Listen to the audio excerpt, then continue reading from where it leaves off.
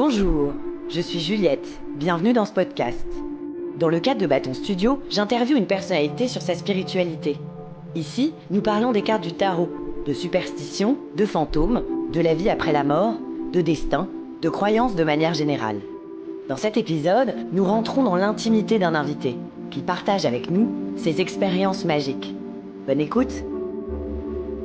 Alors Clément, première question du podcast. Ouais. T'es quel signe astrologique et qu'est-ce que ça signifie pour toi ? Alors moi je suis vierge. Alors je sais, enfin on m'a dit qu'il y avait deux styles de vierge. Il y avait la vierge sage et la vierge folle. Tu confirmes ? Ah, je confirme. Voilà, c'est ça.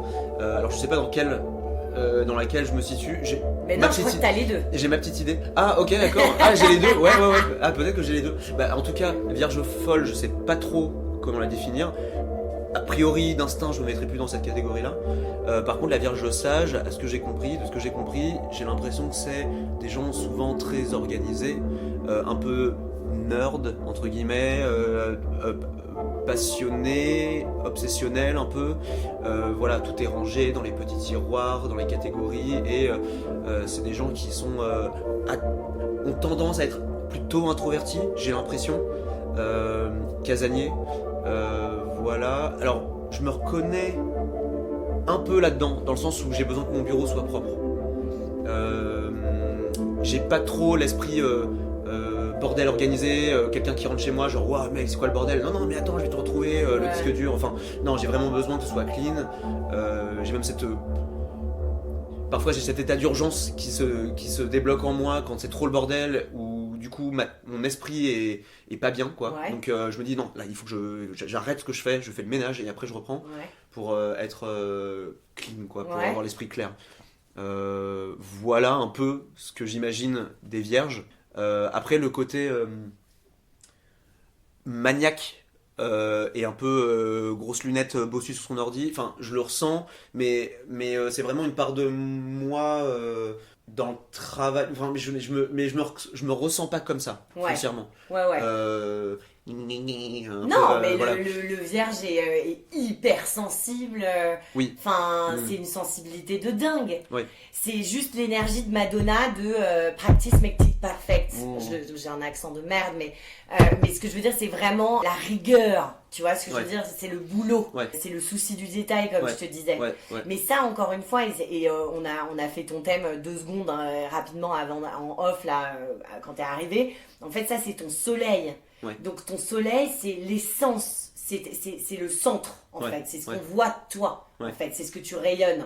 Voilà, tu rentres dans une pièce, on voit ton vierge. On se dit le mec, il est plutôt fiable, il est plutôt, c'est pas le sérieux du Capricorne, mais il a quand même un côté un peu rigoureux, pragmatique. un peu pragmatique. Il range les trucs, il a envie que tu lui dises les trucs clairement. Enfin, il faut lui expliquer tu les vois, vierges. typiquement, c'est marrant parce que je te disais que justement je me reconnais pas forcément dans mon signe.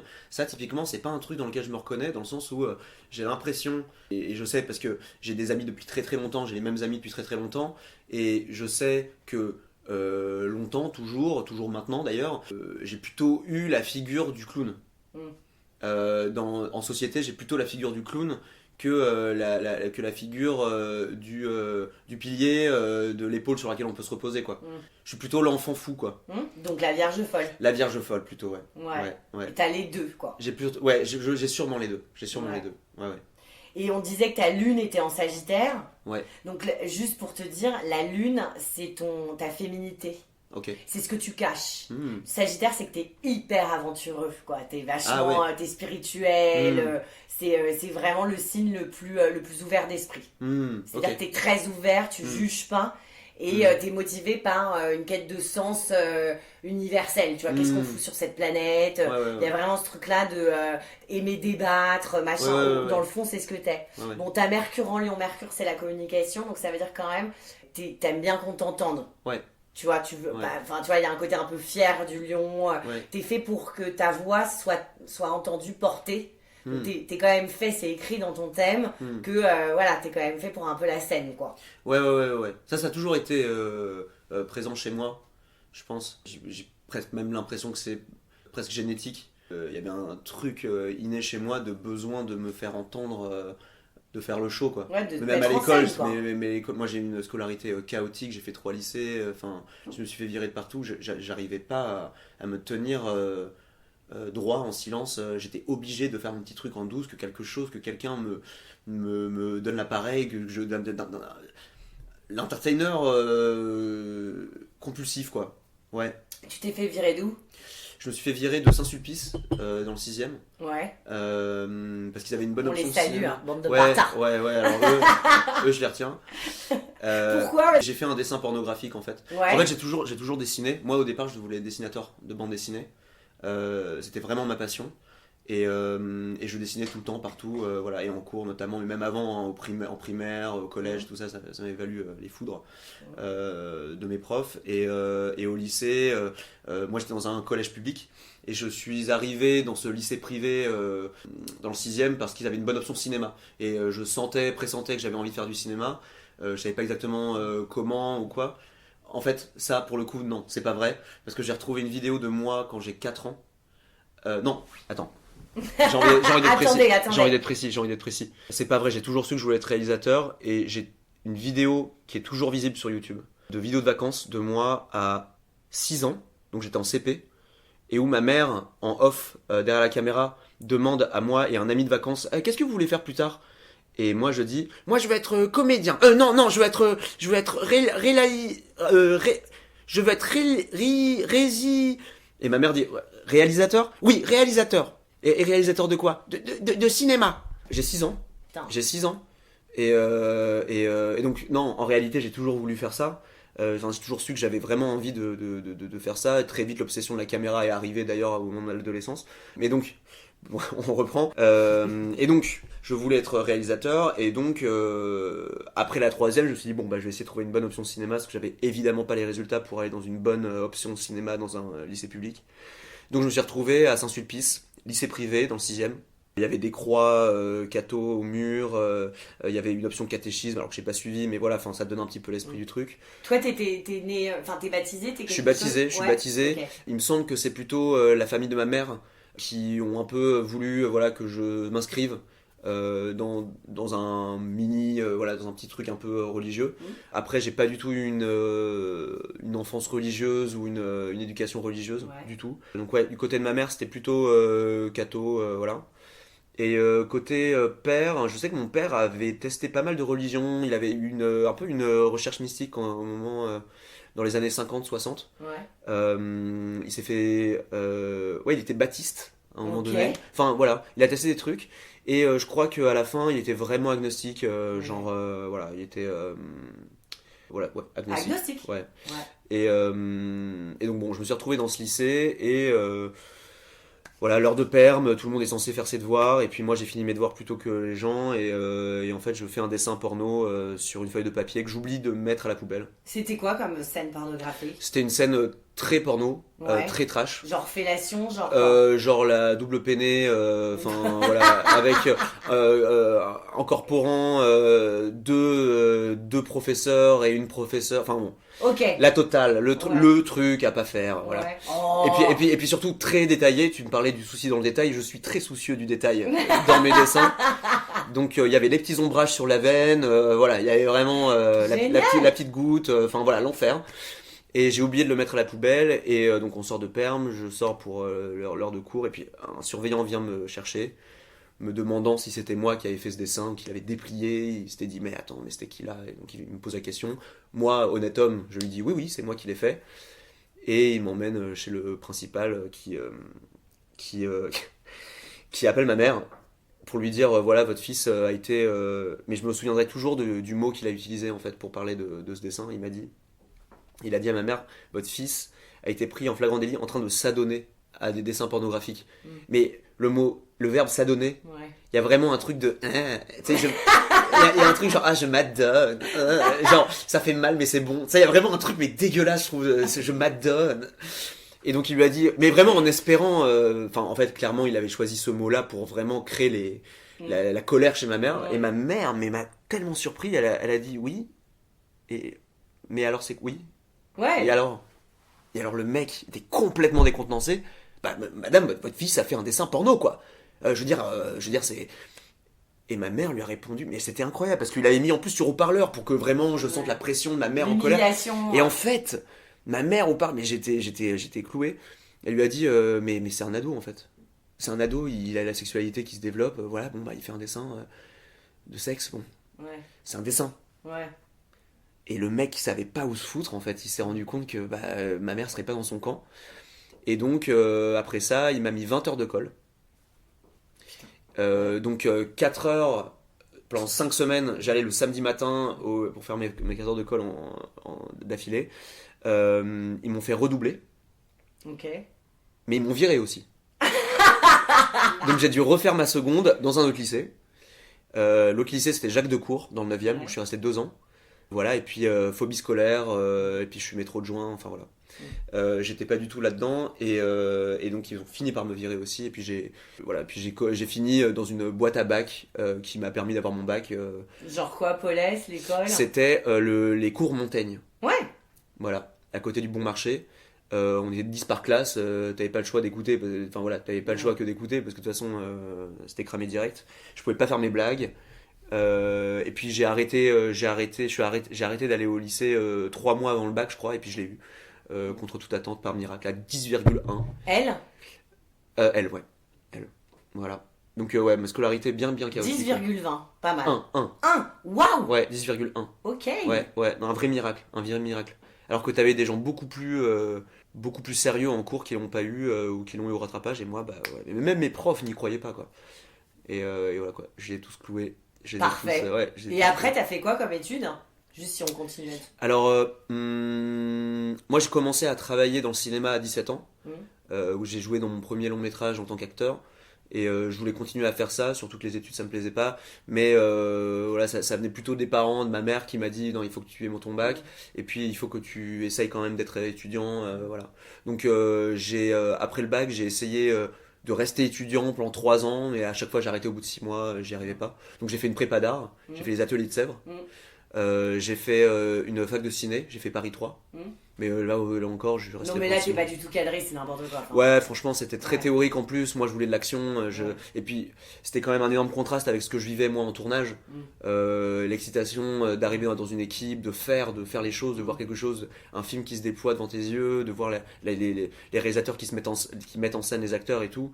Il y avait quelque chose de très abstrait dans la manière dont j'apprenais le cinéma à la fac, donc j'ai très vite arrêté.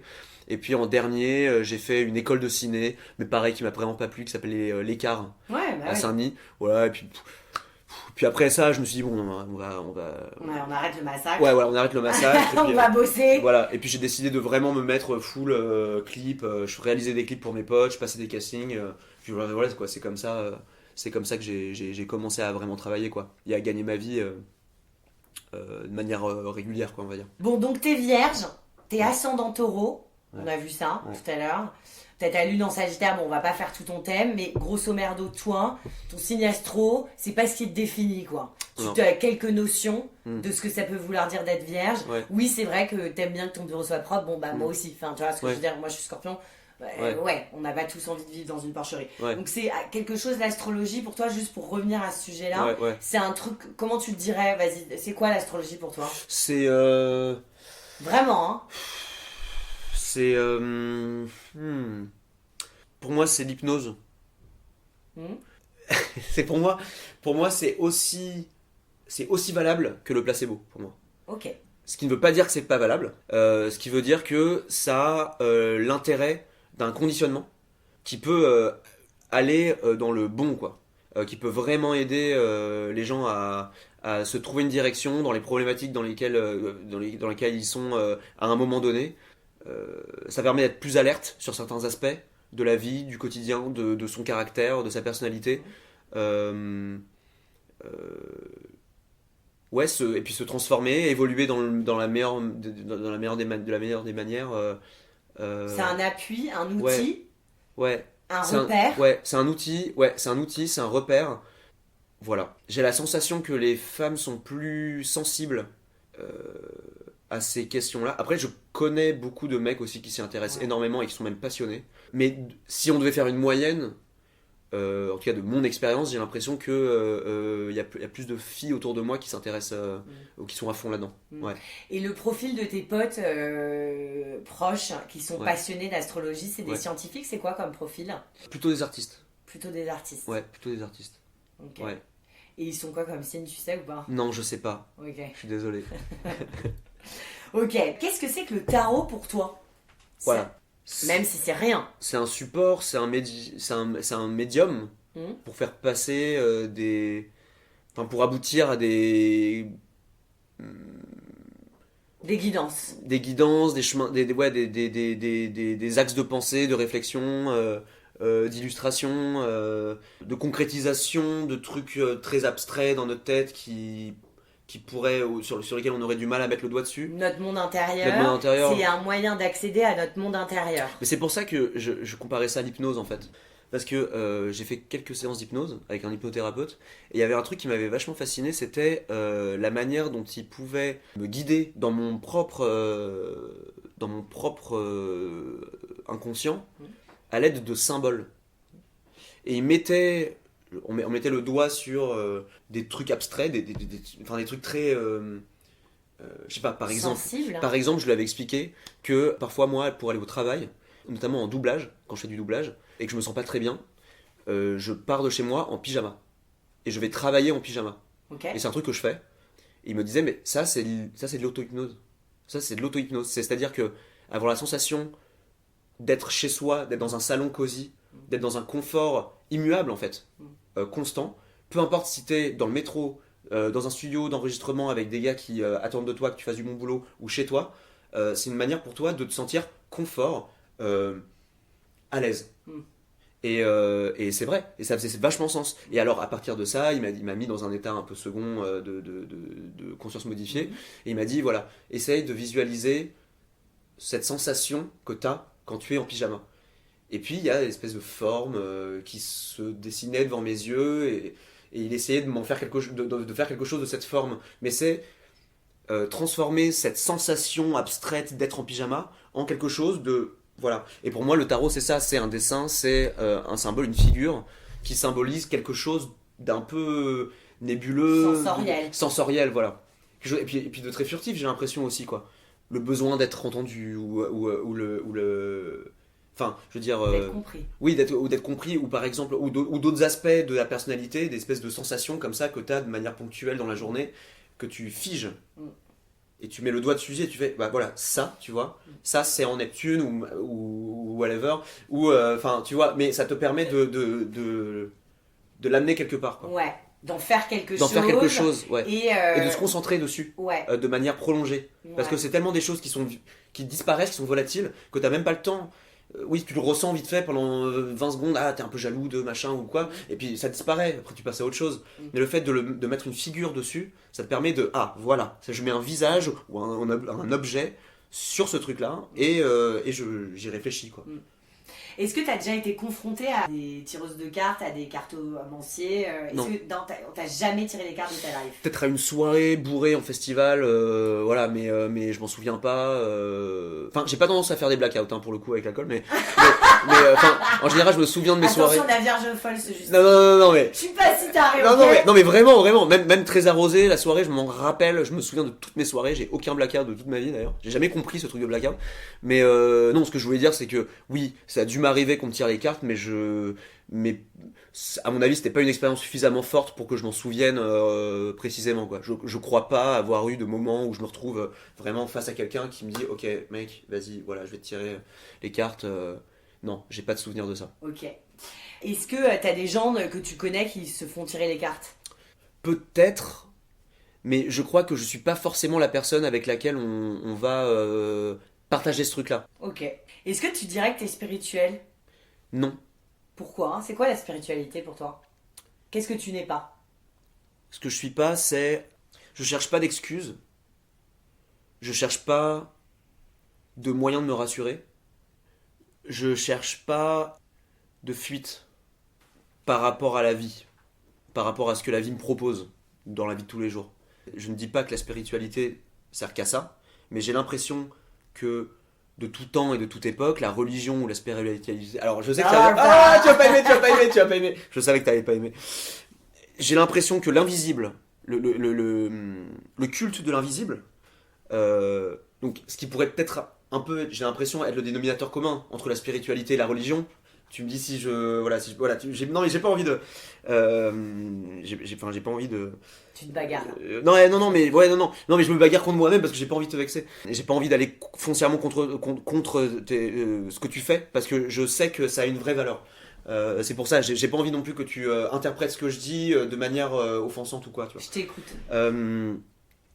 J'ai l'impression que le dénominateur commun de la spiritualité et de la religion, c'est le culte de l'invisible, c'est-à-dire développer par différents moyens cette sensation de ce que l'invisible peut offrir, de ce que l'on ne sait pas, de ce que l'on doit, de cette sensibilité qu'on devrait rendre plus aiguisée pour être plus sensible à des choses qu'on ne peut pas voir ou toucher. Moi, et je pense que ça a aussi un lien avec mon passé, je suis un peu... mais enfin, je veux pas que ça sonne triste. Attends, vas-y. Oui, non, mais je vais finir ma phrase. T'inquiète pas, je vais finir ma phrase. Je veux pas que ça sonne triste ou déprimé, mais il y a eu un peu un effet de désillusion plusieurs fois dans ma vie, dans mon parcours, qui m'a amené. Moi, c'est normal, le cerveau, il prend des expériences et puis il en fait une. Enfin voilà, il tire des conclusions de ces expériences-là. Moi, mes expériences, il se trouve qu'elles sont, elles plaident pas vraiment pour la cause de l'invisible. Voilà, donc en fait, j'en suis arrivé à me dire que des gens utilisent ça pour eux et pour aller mieux, et je le comprends complètement. De mes expériences, je me verrais mal commencer à y croire maintenant. Après toutes les expériences que j'ai vécues dans mon passé, des gens que je vois proches de moi qui sont partis dans un truc spirituel et que j'estime un peu, un peu vain, espèce de quête un peu vaine vers l'invisible, pour des raisons qui les concernent, mais que moi, personnellement, je pense un peu vaine, ou, par exemple, parce que, moi, j'ai une proximité avec la mort très jeune, et peut-être que le fait de me rendre compte de ça aussi jeune, à 10 ans, quelqu'un disparaît et il n'y a pas de fantôme, il n'y a pas de petit câlin le soir du défunt, pour me dire moi bonne nuit. Non, il est plus là. Voilà, c'est ça la vie. C'est ça les conclusions que j'en ai tirées, quoi. Et j'ai l'impression que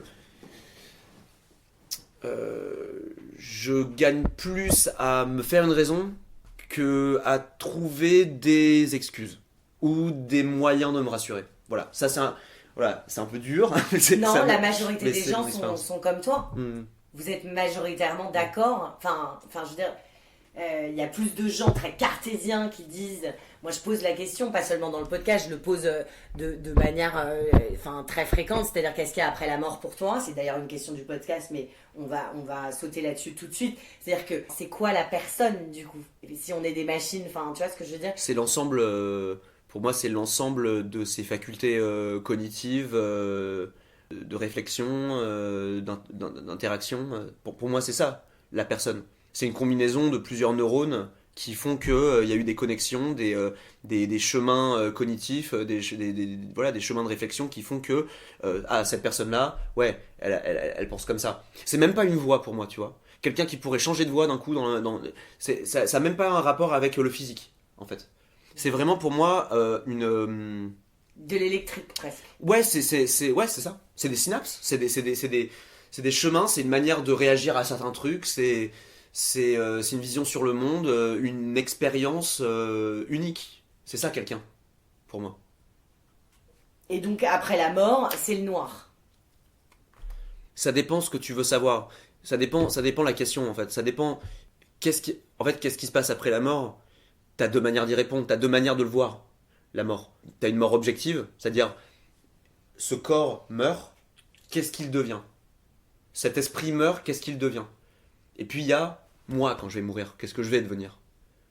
Moi, si tu me poses la question, qu'est-ce que je vais devenir après la mort ? Je serai nulle part. Je serai dans l'oubli, il n'y aura rien. Ça sera exactement comme avant ma naissance. Ce sera la même. On a tous fait l'expérience de ne pas exister. C'est avant la naissance. Qu'est-ce qu'on est avant la naissance ? Rien. Donc, en fait, c'est presque le truc auquel je me raccroche quand je me retrouve à penser à la mort et que j'ai peur de la mort, c'est que je me dis, je sais déjà ce que c'est que d'être mort. C'était avant que j'arrive, voilà. Bon bah, c'était pas non plus très traumatisant, c'était pas désagréable, c'était juste rien, voilà. Bah, pour moi c'est ça. Après, qu'est-ce que mon corps va devenir, qu'est-ce que objectivement, voilà, qu'est-ce que je vais devenir?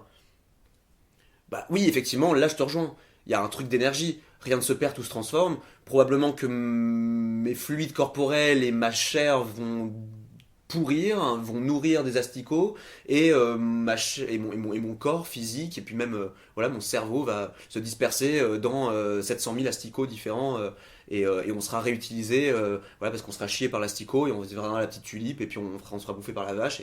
Donc oui, en ce sens-là, l'énergie ne se perd jamais. Là, je te rejoins. Mais voilà. Juste, toi, dans l'expérience, les gens que tu as perdus, ouais. Du coup, avec cette parce que parfois, il y a des paradoxes. Ouais. C'est-à-dire qu'on peut croire que machin, mais on peut quand même parler. Tu vois, on peut quand même parler à des gens qui sont morts. Tu vois ce que je veux dire? Est-ce que toi, t'es vraiment, vraiment, vraiment pragmatique, pratique dans ces expériences-là, dans les gens que t'as pu perdre? Tu n'as donc jamais rentré en contact Oui, j'ai eu des rêves, bien sûr. Mais ça, c'est mon problème. Je pense pas que ce soit pas le fait du défunt qui arrive pour me parler.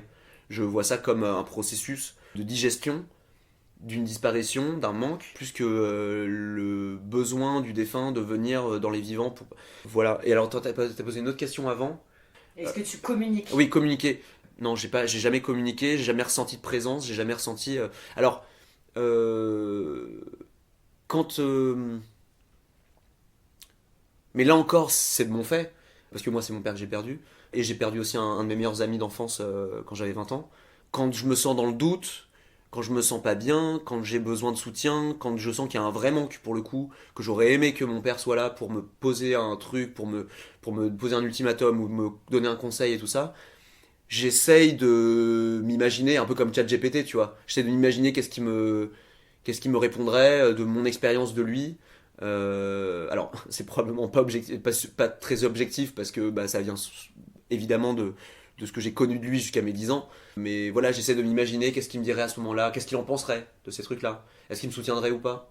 Voilà, mais ça c'est un truc qui m'appartient. C'est pas, ça vient pas de la personne disparue. Mais quoi. C'est ma manière en tant qu'humain, de vivant, en tant qu'humain encore vivant, de me nourrir de l'expérience de ces gens que j'ai aimés et qui sont toujours, du coup, un peu en moi. Parce que je les utilise, je les ressors un peu comme quand j'en ai envie. Moi, mon père, je le ressors un peu, genre carte joker, putain, qu'est-ce qu'il me dirait, quoi.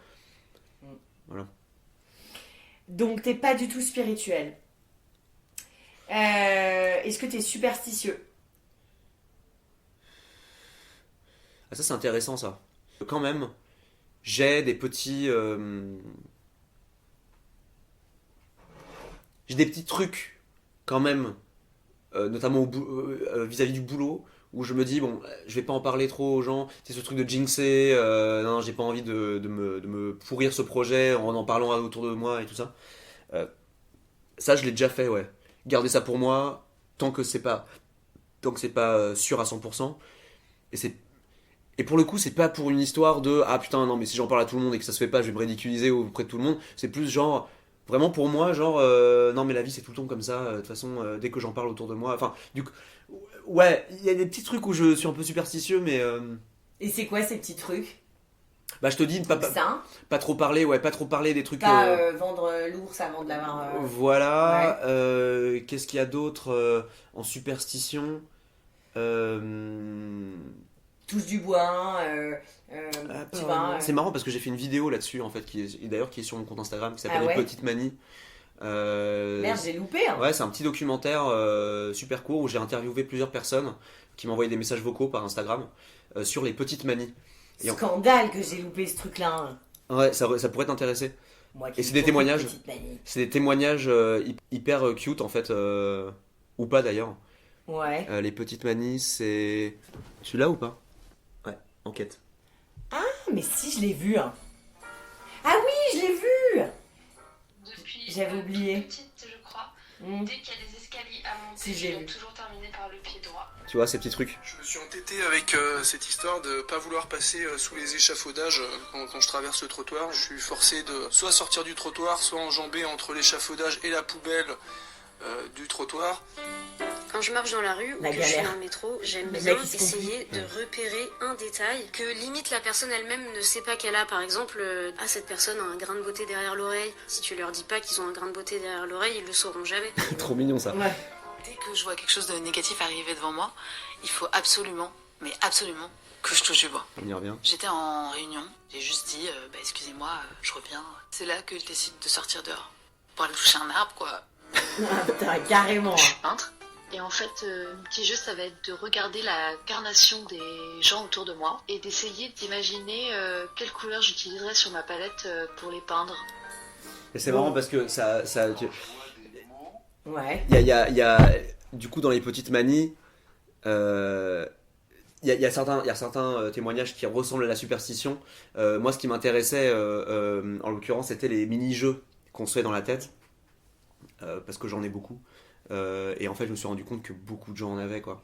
Chacun a ses petits systèmes, ses petits trucs. Éviter de marcher sur la rainure du pavé, l'escalier.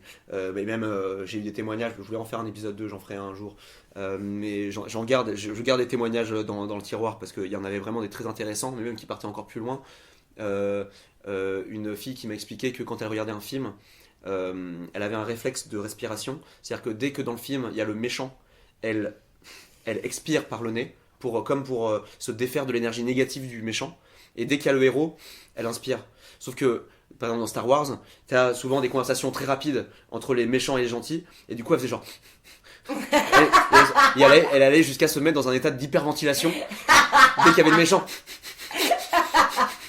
Tu vois, enfin, c'est trop marrant, quoi. Et la seule manière pour elle de se défaire de ce truc-là, c'est de regarder l'armoire qui était à côté de la télé et de former un triangle isocèle avec ses yeux sur l'arête de l'armoire. Enfin, un truc mais complètement déjanté, quoi. Mais c'est fou, quoi. Et toi, t'as quoi? C'est toi tes trucs à toi? Alors moi j'ai un truc bien deep. En fait, moi, je vais récupérer un cheveu ou un poil de moi, genre plutôt long. Donc ça va être soit un cheveu à moi, ou alors derrière la cuisse, j'en ai des un peu longs. Et en fait, ce que je vais faire, c'est que je vais l'entorticoter pour en faire un truc tout droit. Et je vais me l'enfoncer dans l'oreille jusqu'à ce que ça touche le tympan.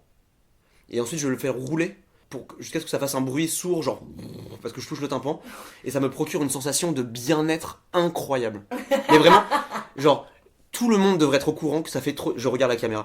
Tout le monde devrait être au courant que se mettre un cheveu dans l'oreille, ça fait un bien de malade. Je vais essayer. Faites-le, testez-le. Vous allez voir, c'est incroyable. Et avant de me coucher, je le fais et ça me permet de dormir, mais comme un bébé. Et vraiment, c'est incroyable. Ok. Et est-ce que t'as d'autres tocs? Donc t'as ça. Ouais. Tu parlais tout à l'heure de je dois toucher du bois, de la nana que t'as un malade. Mais est-ce que t'as par exemple des trucs avant de monter sur scène, ou est-ce que t'as des trucs qui pourraient mettre le karma de ton côté, quoi, en gros? Inconsciemment, je fais tout le temps les rainures sur le pavé, ça c'est sûr. Classique Shit. Et en même temps tellement ludique, tellement fun, en fait, tellement fun. Qu'est-ce que je fais aussi quand je suis en travail et que je suis dans un élan créatif de malade, je vais faire ce petit bruit. Et ça veut dire un peu, allez, on enchaîne, ok, vas-y, perds pas le nord, vas-y, ok, tac, tout première, tout After Effects, ok, crée un nouveau calque, ok, la composition, ok, d'accord. Et je fais ça, genre, allez, tout roule, c'est un peu un truc de, hey, t'es le meilleur. Ok, c'est un truc où tu t'auto-machin, mais t'as pas de truc connecté avec... aux autres ou à d'autres choses. Ou à une force 1, enfin, tu vois, cette espèce de truc de... oui. Par exemple, la chance, pour toi, c'est quoi la chance? Pourquoi il y a des gens... je veux dire, t'es dans l'avion ou pas? Est-ce que pour toi, c'est quoi la morale pour toi de la vie? La morale pour moi de la vie, c'est vraiment arrêter d'espérer la chance, en fait. Les moments les plus un peu bateaux de ma vie, les moments où il y avait moins de choses qui m'étaient proposées, c'était les moments où j'attendais. Et c'est évidemment le jour où je me dis, putain, mais en fait, je vais faire mes trucs. En fait, stop, je vais faire mes trucs et je vais rien attendre de personne. Le jour où je me suis mis à faire mes trucs, et attends, mais Clément, ah ouais, putain, mais attends, mais d'ailleurs, voilà. Donc ça a toujours été ça, et que ce soit pour le travail, pour l'amour, pour tout, arrêtez d'y penser, quoi. Et se concentrer sur... être actif. Être actif et se concentrer sur le présent, sur ce que j'ai envie de faire maintenant. Là, si j'ai envie d'aller dessiner chez moi et d'annuler la balade que je suis censé faire avec mon pote, et ben je vais annuler ma balade, je vais faire mon dessin et je vais me sentir bien, quoi. Je sais pas, il y a un truc de... En fait, c'est juste, j'ai l'impression que s'écouter profondément et de manière régulière, faire presque un point sur soi, plusieurs fois dans la journée, de est-ce que je fais ce que j'ai envie de faire, et si j'ai pas envie de faire ce que j'ai envie de faire, bon, est-ce que c'est obligé cette besogne là, ouais. Bon bah une fois que j'ai fini ma besogne, je me fais plaisir, je me fais plaisir et je fais quelque chose de bien, et ça me permet de déjà de cultiver ma sérotonine que j'ai tendance parfois à perdre, et à garder cette sensation de je m'aime, quoi, voilà. Tu t'écoutes, quoi. Je m'écoute, je m'aime, et oui, je m'écoute, quoi. Ouais. Et non seulement je m'écoute, mais en plus je vais faire ce que je me demande à moi-même de faire. Ouais. Pas seulement être dans la frustration de s'écouter, ouais, putain, ouais, ça fait chier. Non, vraiment, genre, je prends le truc à bras le corps et je fais, non, voilà, il faut que je me fasse du bien. Ouais. Je fais une pause pipi. Ouais. Attends, j'aère 2 secondes. Ouais. Tu veux du thé ou un truc ou pas? Non, ça va. Attends, je vais vider ça. Ça va, tu te sens bien pour le moment ou pas? Ouais, carrément. Ouais. On est qu'au début, hein. Ouais. Prépare-toi. Je sais imiter le bruit de la bière qui s'ouvre. Attention, je vais le faire 1, 2, 3.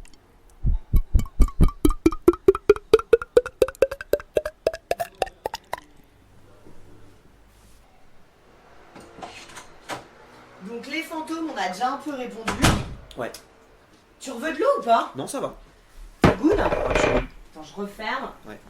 Bon, ça va pas vraiment aérer, mais c'est pas grave. Ok. Alors, donc... les fantômes, on sait. C'est quoi le tarot pour toi? T'es spirituel, t'es superstitieux, tu crois en la vie après la mort? Non. Aux fantômes, non. S'il y a de la magie dans la vie, où est-elle? La magie dans la vie. La magie. La magie, pour moi, c'est lié peut-être au hasard. Et ce qu'on en fait de ce qui se passe au hasard. Quand il nous arrive quelque chose, on s'y attend pas du tout. Suivant l'interprétation qu'on peut en faire, on peut effectivement y voir des choses absolument incroyables. Tu vois par exemple, ça c'est un truc qui me remue même à chaque fois que j'en parle, parce que c'est quand même hallucinant. Moi, le premier film que j'ai fait, donc c'était à 17 ans, et quand j'avais 18 ans, le film est sorti et a fait le tour des festivals. Il a été projeté au Festival de Venise, à la Mostra de Venise, qui est un grand festival, et ma mère est venue pour voir le film, donc elle est venue jusqu'à Venise et tout ça, et puis la salle était comble, c'était la grande salle, on était en compétition, enfin, voilà. La salle était comble. Ma mère était juste derrière, moi j'étais assis devant pour voir le film, et puis ma mère était juste derrière moi. Et donc le film se termine, puis tout le monde applaudit, tout le monde se lève, moi je suis très très ému évidemment, c'est la première fois que je voyais la réaction de gens par rapport à mon travail, donc je me lève, je suis très ému, voilà. Je me retourne vers ma mère qui m'applaudit comme ça, et je vois que la seule chaise qui n'était pas occupée, elle était juste à côté de ma mère. Comme s'il y avait quelqu'un qui devait être là, tu vois. Ouf. Ça c'est un truc... Ouais. Là, j'ai vu ce truc, je me suis dit, ah putain, waouh, ok. Vraiment là? Et évidemment, j'ai trouvé ça absolument magique. Enfin, j'ai trouvé ça tellement improbable. Tellement improbable. Mais j'en ai eu d'autres comme ça, des expériences comme ça, magiques, où tu dis, non mais attends, mais c'est pas possible. Mais c'est pas possible, quoi.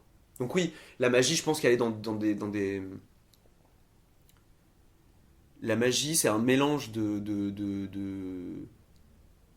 c'est un mélange d'événements circonstanciels et de l'interprétation qu'on en fait. Après, tu vois, je sais pas, le mot magie direct, ça sous-entend des paillettes et des étoiles et des chapeaux, tu vois. Et ben, moi, pas forcément, mais tu vois, là, il y a en mai,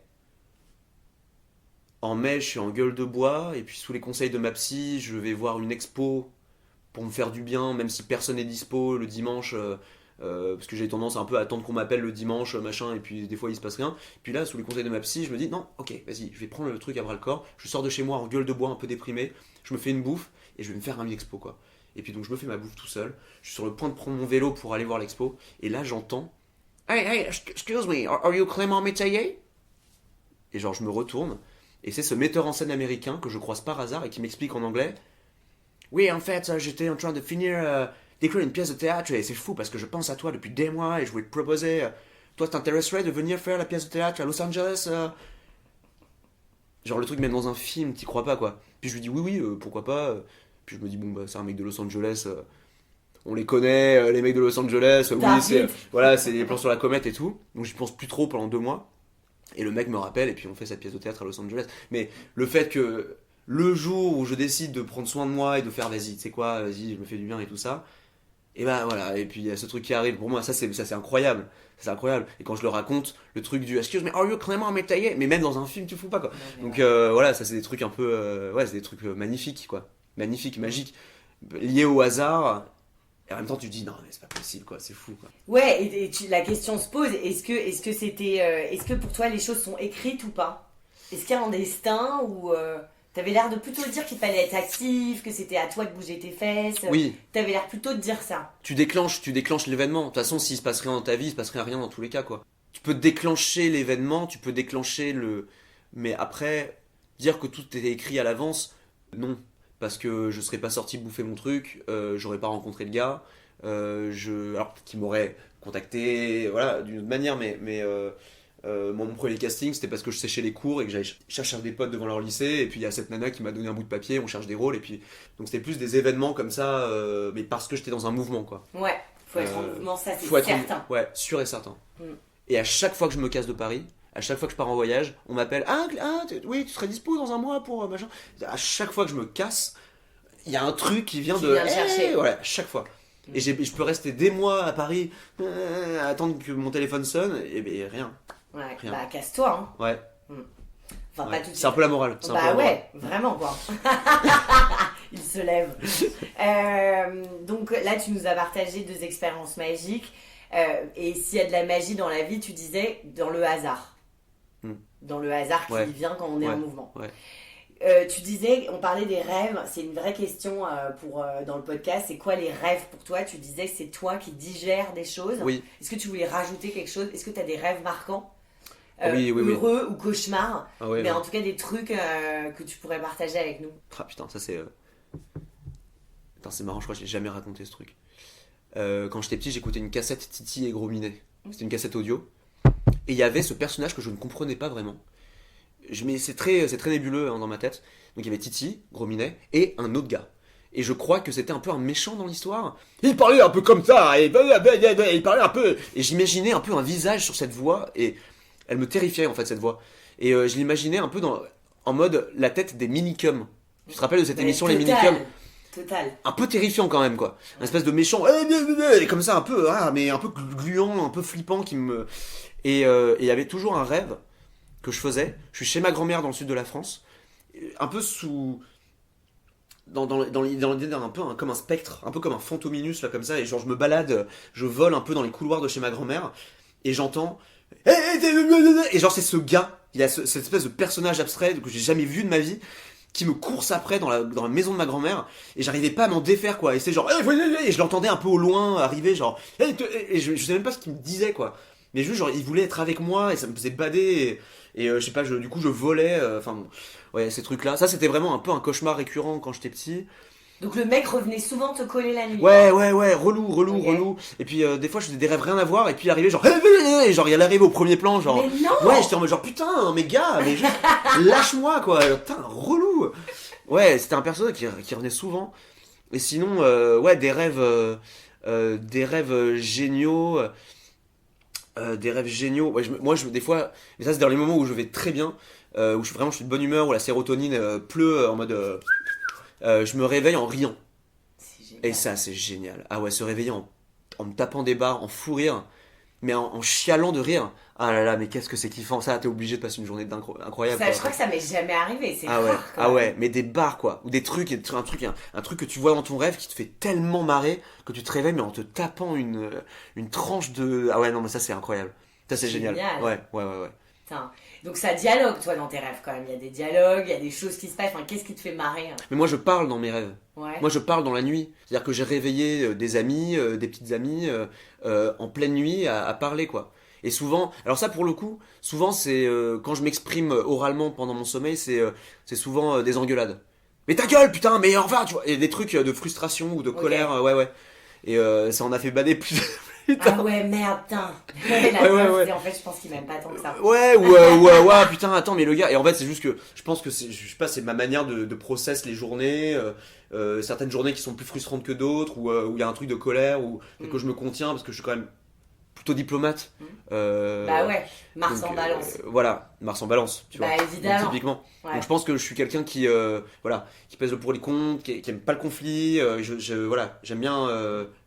Du coup, ça se retourne contre toi la colère et donc du coup, ça sort dans les rêves en mode tu gueules sur tout le monde. Quoi. Je pense que ma sensibilité, même si j'ai une nature diplomate, je pense que ma sensibilité n'est pas inhibée pour autant. Je reste quand même très touché par la frustration ou la colère. Juste, j'ai appris à la garder et il faut bien que ça sorte. Évidemment. Voilà. J'étais somnambule aussi quand j'étais petit. Ah ouais? Ouais, j'étais somnambule 2 fois, dont une fois où j'ai pissé dans les escaliers de l'appart. Classique shit aussi ça. Ouais, j'ai pissé et en fait l'histoire est marrante. Je vais me coucher et ma mère, donc c'était un duplex, donc je suis au-dessus et ma mère est dans le salon en bas, elle regarde un film, mais il est peut-être genre 21h, tu vois. Et elle entend un bruit de tonnerre, mais un bruit un truc, mais puis elle regarde dehors, il pleut pas, il y a pas d'éclair, enfin, et elle se tourne et elle me voit juste au-dessus de l'escalier, tout en haut de l'escalier, en train de pisser. Et genre, le fil de pisse qui atterrit sur la dernière marche de l'escalier, et genre, avec la gravité et le creux du bois, ça faisait genre... Mais genre un son, mais tonitruant.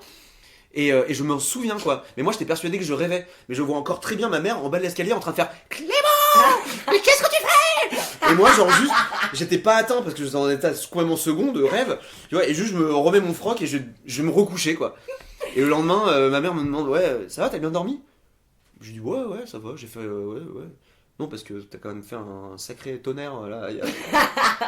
C'était marrant. Ok. Donc le destin, non, il faut être actif. De manière générale, en quoi tu crois?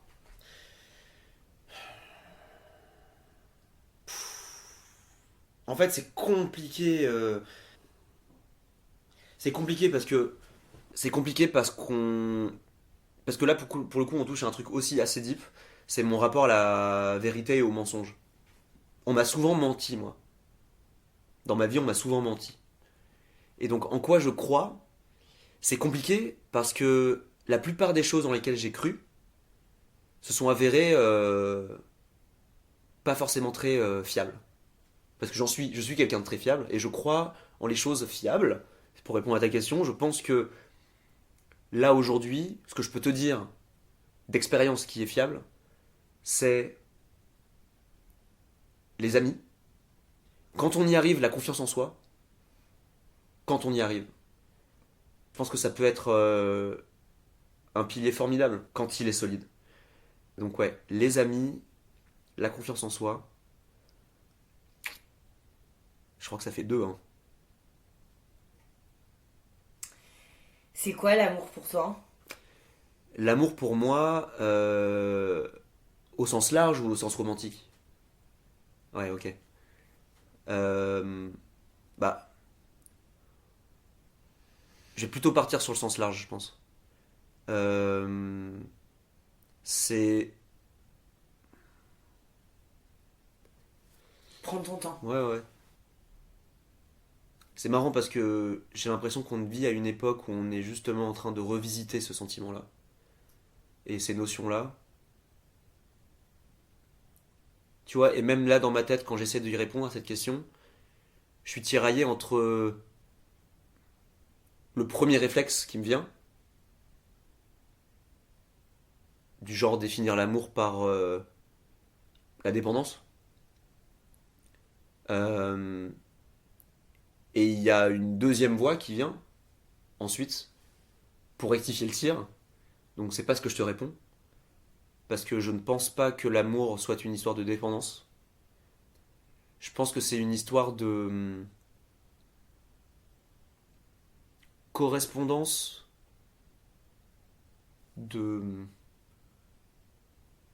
c'est... Et en plus ça soulève un autre truc, c'est est-ce que l'amour est forcément réciproque, tu vois? C'est ça le truc. Ah bah, je peux témoigner que non. Ouais. Tu vois? Ouais. Moi, j'ai souvent eu des histoires d'amour où j'ai été folle amoureuse et ce n'était pas réciproque. Ouais. Et pourtant, c'est de l'amour. Et pourtant. Donc, c'est peut-être un... Alors, dans ce cas-là, oublions le côté dépendance. Même si j'ai l'impression que dans le cerveau humain, mais... Enfin, ça c'est en train d'être défoncé, tout ça. Mais c'est vrai que, vu que moi, de mon expérience personnelle, j'ai l'impression que l'amour que je ressens pour quelque chose ou pour quelqu'un est acté au moment où l'absence devient compliquée. Ou l'absence où tu y penses, quoi. Mais on a de plus en plus de preuves que non. Mais c'est vrai que, de mon expérience, avoir envie de voir quelqu'un, avoir envie de l'entendre rire, envie qu'il soit heureux, en ta compagnie. Je sais pas, l'amour, ouais. Moi, j'étais amoureux de Cameron Diaz quand j'étais petit, tu vois. Et clairement, elle n'aimait pas en retour. Ouais, c'est mon premier amour. Mon premier amour, c'était Cameron Diaz, quand j'avais 8-9 ans. Elle m'avait brisé le cœur dans The Mask, et encore plus dans Marie à tout prix. J'étais d'ailleurs terriblement jaloux de tous les acteurs qui avaient eu la chance de jouer avec elle dans ce film. Et je pleurais la nuit, et ma mère m'a dit, mais qu'est-ce qui se passe? Et je lui ai dit, mais je suis amoureux de Cameron Diaz, et on sera jamais ensemble. Parce que j'ai 9 ans. Elle en a, je sais pas, elle devait en avoir 28, 29 à l'époque. Et c'est impossible. Elle est américaine, je suis français, j'ai 9 ans. Enfin, ça ne marchera pas, c'est impossible, ça ne se fera pas. Et elle m'a conseillé de lui écrire une lettre. Alors, du coup, j'ai écrit une lettre d'amour à Cameron Diaz. Et on avait trouvé son adresse d'agence mannequinat à Paris. Et on avait envoyé la lettre à l'adresse. Et j'ai jamais eu de réponse. Mais c'est tout l'amour. Qu'est-ce que tu disais? Oh putain, je m'en souviens même plus, tu vois. Ouais. Mais ça devait être genre salut, je m'appelle Clément, je suis un petit garçon de 9 ans et je t'ai adoré dans Marie à tout prix et je ressens quelque chose de fort pour toi. Enfin, ça devait être quelque chose comme ça. Mais c'était vraiment un amour sincère et une frustration sincère, quoi. De mais non, mais en fait, ça ne peut pas marcher, quoi. Ouais. Et. Ah, je confirme. Bah ouais. mais peut-être qu'aujourd'hui, vu que je travaille des fois à Los Angeles et que Cameron Diaz est un peu en train de mettre sa carrière d'actrice de côté, je crois. Non, je crois qu'elle est à l'affiche d'un film, là. Elle est à l'affiche d'un film. Mais tu vois, je me dis peut-être maintenant avec Instagram, tu vois. Peut-être que je pourrais l'inviter la prochaine fois que je joue au théâtre à Los Angeles. Putain. J'ai bien pris une carte à jouer, là. Donc ça commence comme ça, avec... Enfin, ça commence comme ça, j'imagine qu'avant t'as éprouvé de l'amour. L'amour quand on est petit, c'est un sacré truc. Hein. C'est un sacré bordel. Ah putain, moi je suis tombée amoureuse d'un mec quand j'avais 3 ans, ça a duré jusqu'à mes 24 ans à peu près. Hein. Incroyable. Ouais, et il s'est jamais rien passé. Enfin, je crois qu'on s'est embrassé une fois, mais je l'ai aimé pendant 20 ans caché, quoi. Enfin, incroyable. Ouais, ça déconne pas du tout. Mais t'as eu des amours quand même. Ah oui, voilà. Bah, j'ai fait l'amour. Ouais. Oui, j'ai eu des petits copains. Ouais. Mais j'étais amoureuse d'Arthur, quoi. Pendant incroyable. 20 ans. Incroyable. Et je suis tombée amoureuse. Et il le sait, hein. De toute façon, voilà. Et je suis tombée amoureuse de lui, j'avais 3 ans. Un espèce de truc, genre, waouh. En plus, Arthur, c'est tellement un prénom d'amour d'enfance. Oui. Tellement Arthur, je le vois très bien. Il était brun? Non, blond. Oh putain, non.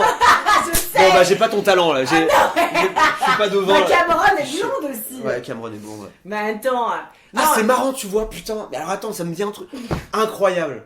Parce que, autant je suis pas très spirituel et tout, mais la semaine dernière, je suis allé dans un salon du métaphysique, enfin comment on dit, mystique. Du mystique, avec ce fameux Tony. Et je suis allé voir une voyante là-bas. Et une voyante qui m'a posé une question et qui m'a dit: mais parlez-moi de plus de cette blonde qui vous a fait du mal quand vous étiez jeune, en amour. Et moi, instantanément, je lui ai parlé de ma plus longue relation que j'avais quand j'avais 18 ans. Mais en fait, non, ça se trouve, elle voulait parler de Cameron Diaz, quoi. Bah, c'est sûr. Putain. Donc, il y a Cameron, ok. Mais c'est quoi pour toi l'amour, si on devait en parler encore un petit peu? Est-ce que t'as d'autres choses à... L'amour, c'est quelque chose qui fait souffrir, j'ai l'impression. Quand même. Ouais. Je pense que c'est inévitable. Et je m'en rends compte à peine maintenant, en fait. Que pour aimer, il faut accepter de souffrir, quoi. Je pense que c'est le game. C'est le game de l'amour, quoi. C'est à un moment donné... mais parce que le temps passe. Mais parce que le temps passe et que les choses changent et que rien n'est figé et qu'il y aura un moment donné où l'un des deux disparaîtra. Et c'est pas plus confortable pour la personne qui disparaît que pour la personne qui perd l'autre. C'est terrible de disparaître. De la même manière que c'est terrible de quitter quelqu'un, d'ailleurs. Donc, ouais, souffrir. Je pense que souffrir, c'est un peu indissociable de la définition de l'amour. Aimer, c'est souffrir, mais c'est aussi un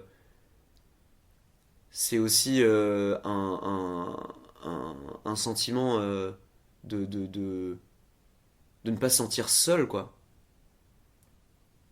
Mais même s'aimer soi-même, ça te fait sentir moins seul.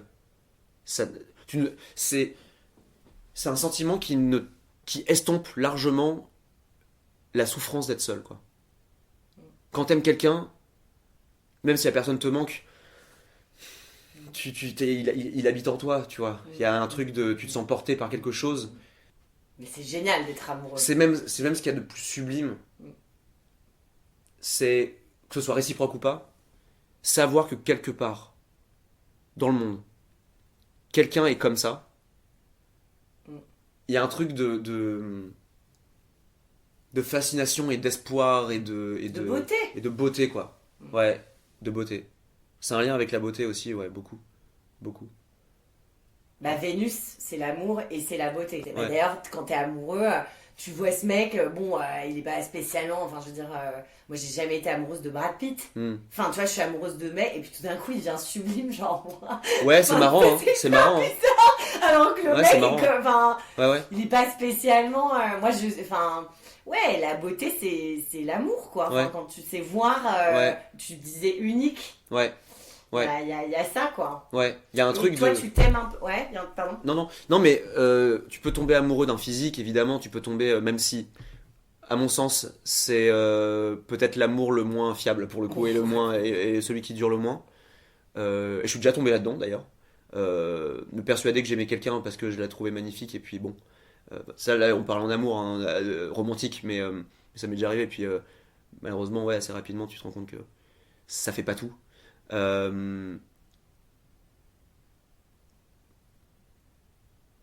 Ouais. Je crois que ce qui est de magnifique et de plus durable dans l'amour, et d'ailleurs, en fait, je crois que c'est ce qui me reste de mes relations passées, c'est tomber amoureux d'un point de vue sur le monde. Et quand même des histoires assez furtives, ou même qui ont pu être douloureuses et tout ça. Je garde, tu vois, moi j'avais une copine qui, quand il lui arrivait des merdes, elle se tapait une énorme barre. Et son premier réflexe, c'était de le tourner en dérision. Ah bah putain, non mais de toute façon, voilà, bon bah c'est foutu, de toute façon mon canapé il est déchiré par le chat, j'ai perdu mon job et machin. Elle avait passé une journée de merde. Et elle arrivait à se retourner le cerveau en souriant, avec une espèce de prisme humour noir, mais que je trouvais fascinant, quoi. Et ça la protégeait de tout. Et ben moi ça j'essaie de le garder. J'ai essayé. J'essaye toujours. Et je m'exerce à chaque fois qu'il se passe un truc de merde, je suis en mode oui bon de toute façon. Vas-y. De toute façon, voilà, je vais pas pouvoir tomber plus bas, ouais, voilà, et ben là, et puis en plus il y a la tasse qui est tombée là. Non mais tu sais quoi, laisse tomber, tu vois. Plutôt que de faire, et ben voilà, et ben en plus la tasse est tombée. Tu vois. Ben non, tu vois, rester sur ce truc de ouais, bon de toute façon voilà. Oui, c'est le karma, oui, on va dire que c'est le karma. Demain, bon, allez, je vais me coucher moi, tu vois. Et voilà, et en fait, c'est un angle de vue qui me permet en tout cas qui m'a permis et qui lui permettait en tout cas à l'époque où je la connaissais, où je la fréquentais, de vraiment contrer n'importe quel karma de merde, n'importe quelle phase de con, et au contraire, je connais des gens qui dès qu'il leur arrive une petite merde, ah bah voilà, ouais. Typiquement ça c'est tout moi ça. Non mais de toute façon je suis maudit, de toute façon voilà, voilà, j'ai fait tomber mon ticket de métro, ouais. Mais... Et c'est marrant parce que c'est vraiment c'est ces gens-là qui, mais c'est terrible quoi. Mais c'est souvent ces gens-là à qui leur arrive le plus de merde. Bah évidemment. Parce qu'il y a un autoconditionnement tellement... Tu veux un mouchoir, tu veux un truc ou pas ? Ouais, merci. Bah oui, évidemment, c'est la loose, quoi. Ah ouais. En fait, quand tu te considères comme une victime, comme quelqu'un de condamné à enchaîner les merdes, les galères, ouais, ça risque d'arriver, quoi. Mais on parlait d'amour et on disait, c'est de la souffrance, machin, là, on est un peu genre drama queen. Mais l'amour, c'est aussi s'apporter des choses, quoi. Ouais. Et laisser des traces, enfin, tu vois. Ouais. Moi, je sais que les gens que j'aime ou que j'ai aimé, c'est une partie de moi, mais qui me quittera jamais, quoi. C'est s'enrichir, mais de dingue. De dingue. Mais de ouf. Et bizarrement, moi, les histoires, je sais pas si toi, mais où j'ai le plus douillé, vraiment, où j'étais en dep, enfin, vraiment, je suis allée jusqu'au bout. Pendant ou après? Après, pendant, enfin, tu sais, quand c'est la fin et que tu sens que c'est pas toi qui vas choisir, t'es en mode, oh merde. Ouais, t'as pas le contrôle. Et toi, t'avais l'enfer, alors que moi, j'ai été totalement in.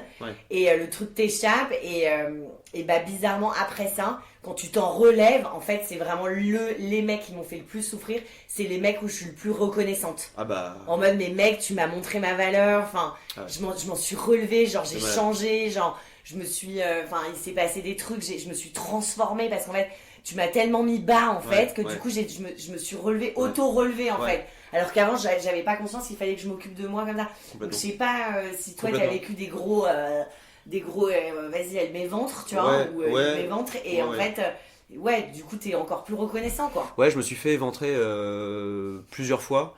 La plus grosse fois, c'était quand j'étais tout jeune, vraiment, j'avais 17-18 ans. Et ce qui s'est passé, j'ai fini par le comprendre, mais 10 ans après, quoi. Mais genre, il y a 3 ans, 4 ans, tu vois. Et qu'est-ce qui s'est passé? Bah, elle a switché du jour au lendemain, quasiment. Et elle a commencé à jouer avec moi, alors que c'était l'amoureuse éperdue pendant 1 an. Et à partir d'un moment, elle a complètement... elle a perdu tout intérêt pour moi, et surtout, elle jouait avec moi, quoi. Et alors, en plus, tu vois...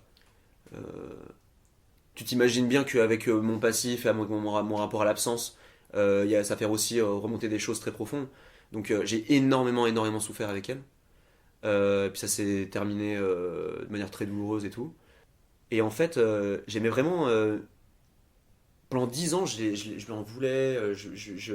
Enfin, alors, c'est pas pour autant que je l'adore maintenant, tu vois, mais on va dire que j'ai une vision plutôt neutre d'elle. Mais je l'ai détesté pendant... mais quitte à créer un hôtel chez moi, genre le démon, c'est elle et tout, tu vois. Et en fait, quand j'ai commencé à un peu plus m'intéresser, à me remettre dans son état d'esprit, à me mettre à sa place, tu vois. Et peut-être à moins chercher un coupable ou une coupable, mais plus à comprendre la globalité de la situation. Moi, ça m'a appris un truc, mais énorme, en fait. Dans mon intelligence psychologique, émotionnelle, moi, ça m'a appris qu'il n'y a pas de monstre. En fait, que personne, ou presque, ne mérite à ce qu'on érige un autel de démons à son image. En fait, beaucoup de gens qui agissent de manière monstrueuse, comme l'a fait ma copine à l'époque, ou tellement de gens qui agissent de manière monstrueuse. Alors, moi, ce discours, je sais qu'il n'est pas très fashionable aujourd'hui, parce que, voilà, mais c'est ce que je pense. Et je cherche pas à excuser parce que je pense qu'il y a toujours un moment où tu peux faire un choix. Est-ce que je vais faire le bien en me battant contre mes démons, ou est-ce que je vais faire le mal quitte à m'écouter à 100% et à faire du mal. Je pense qu'il y a toujours un choix à faire. Néanmoins, je pense que certaines personnes font du mal par nécessité et par survie. Parce que parfois, j'ai l'impression que c'est souvent des victimes de cercles de violence, de cercles qui n'ont pas été coupés et dont ils sont le fruit. Et je pense que malheureusement, tu vois, il y a une expression en anglais, c'est hurt people, tu vois. Les gens qui souffrent font souffrir les autres. Et je me suis rendu compte que c'était le cas quand j'étais ado, tu vois. Et c'était une fille qui souffrait terriblement. Et c'était sa manière de survivre, de cope avec ses troubles. Et je l'ai compris tard. Mais quand je l'ai compris, je me suis dit, ah, mais en fait, si elle, c'est pas un démon, c'est que la majeure partie des gens que je vois faire du mal, des rikiki par rapport à cette fille que j'ai imaginée en monstre gargantuesque, probablement qu'il n'y a pas vraiment de monstre en fait. Il y a des gens qui souffrent et qui font les mauvais choix par survie. Après, je réfute pas l'existence de gens qui sont pathologiquement attirés par le fait de faire souffrir les autres. Ça existe, c'est clair. Tout existe. C'est une condition clinique et c'est hardcore et c'est à fuir. Mais là, je parle hors cas clinique. J'ai l'impression que les gens qui font souffrir, c'est des gens qui essayent de se sauver, quoi. Quitte à ce qu'il y ait des dommages collatéraux. Moi, j'ai une question. Comment tu fais pour lutter contre des démons à toi ? J'essaie de mettre le doigt sur mes démons, en fait, surtout. Ouais, tu les nommes. Ouais, je les nomme. Il faut les nommer, de toute façon. Quand tu restes dans l'abstrait... Enfin, tu vois, je suis en thérapie depuis 1 an et demi. Si j'arrivais pas à les nommer, ce serait quand même un peu grave. Enfin, ou qu'il faudrait que je change de psy. Ouais. Et là, en l'occurrence, on fait un travail assez fantastique. Mais c'est fantastique, ce travail-là. Enfin, ce dialogue, c'est incroyable. Ouais, c'est fantastique. Franchement, moi, je reviens. J'ai souffert pendant très longtemps de changement d'humeur et de zigzag un peu dans ma sérotonine.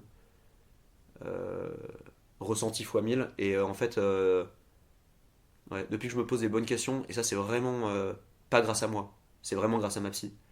Se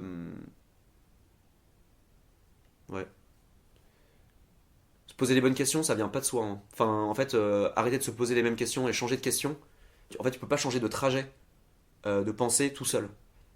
Ça, c'est un truc, ça a été difficile. En plus, c'est difficile à accepter que tu peux pas te sauver solo, quoi. En fait, quand t'es dans tes troubles, t'as beau être extrêmement brillant, extrêmement intelligent, t'as beau retourner les problèmes à l'envers, à l'endroit, de tous les sens possibles, il n'y a qu'un avis extérieur, il n'y a qu'un point de vue extérieur avisé et professionnel qui peut te dire « et ça ». Et là, tu fais un chemin, pour la première fois avec tes neurones, tu fais un chemin que t'as pas fait, que tu appliques concrètement et tu passes à l'action, parce que c'est ça la seule clé, c'est passer à l'action, c'est arrêter de réfléchir aussi parfois. Quand tu agis différemment, et là tu te dis mais en fait jamais j'aurais eu l'idée d'agir de cette manière-là tout seul, quoi. J'aurais jamais eu le courage ou la présence d'esprit de le faire.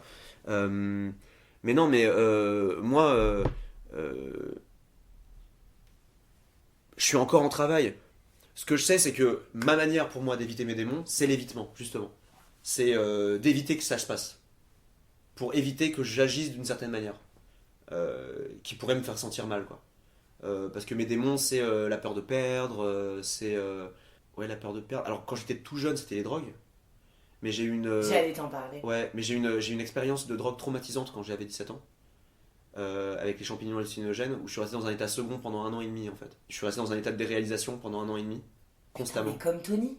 Ouais, en fait, on s'est rencontrés comme ça. Il m'a appelé. C'est un ami à nous... Non, mais raconte. Non, mais c'est un ami à nous en commun qui nous a mis en contact parce que Tony était dans cet état-là. Et il m'a dit, bon, voilà, j'ai un pote, je lui ai donné ton numéro parce que je lui avais déjà parlé de ça. Et Tony m'a appelé en me disant, gars, je sais pas ce qui se passe. Et donc j'ai essayé de l'aider avec ce que j'ai compris de ce problème-là. Mais moi, c'est un bad trip de champignons hallucinogènes qui m'a fait tomber là-dedans, dans un état d'irréel, enfin de cauchemar, en fait, de toute façon de cauchemar, d'inquiétante étrangeté. Et j'ai mis très longtemps à m'en sortir, mais ça m'a laissé des séquelles qui font que quand je suis dans un état que je ne contrôle pas, dans un état psychologique que je ne contrôle pas, je peux paniquer et vraiment angoisser, quoi.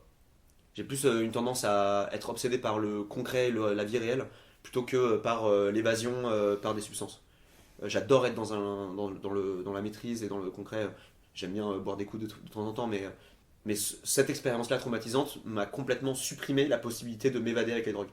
C'était impossible pour moi. C'était plus possible. C'est plus possible encore aujourd'hui. C'est plus possible encore aujourd'hui. Je peux plus prendre d'exta, je peux pas prendre de MD, je peux pas prendre de champignons, ce truc-là, parce que je sais que je peux partir en quart de tour et qu'il y ait des séquelles vraiment sur le long terme, quoi. Je pense que j'ai eu de la chance, en fait.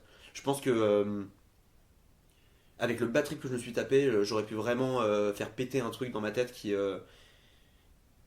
Tu vois, où les gens aujourd'hui te disent bah ouais Clément, putain mais c'est con parce qu'il était cool mais ouais, le trip de trop, j'aurais pu vraiment tomber là-dedans quoi.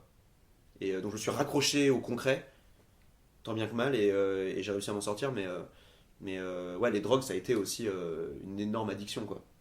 Le pétard à fond, ouais. J'ai pris mon premier rail à 15 ans, j'étais à donf quoi. Et je voulais, dans mon fantasme, à 18 ans, j'allais prendre toutes les drogues du monde et me mettre la mine ultime quoi.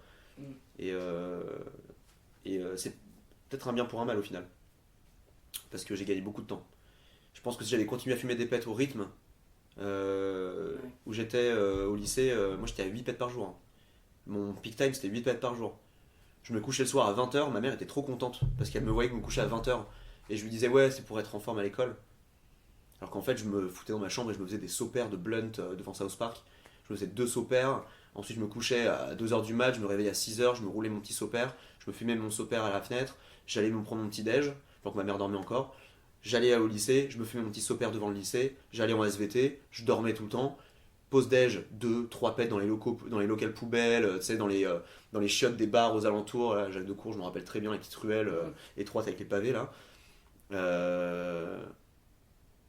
Ouais, je retournais en cours, je dormais, et puis après, ouais, ça faisait 5-6 pets avec les potes fonce-dés.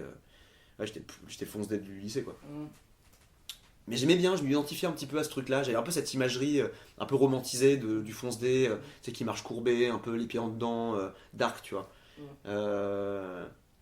Ouais, j'aimais bien, ça me donnait une espèce de contenance, de poète maudit, de mec darkos que personne comprend. Et puis quand j'ai plus pu fumer et que c'était plus autorisé pour moi, j'ai dû me reconstruire, puis reconstruire une image de moi-même, sans les drogues, sans le côté darkos, machin. Mais c'est bien, ça m'a permis d'aller vers la lumière, on va dire. Ouais. Tu vois, j'aurais pu perdre beaucoup de temps, ouais. J'aurais pas fait mes petits courts-métrages, j'aurais pas fait mes clips, j'aurais pas fait mes vidéos de sketch, j'aurais pas fait... Je pense que je me serais isolé au bout d'un moment. Mais c'est sûr. Ouais. Ok, on se fait un petit tirage ? Allez, ça part. Ça part en tirage de cartes. On va essayer de faire ça concret.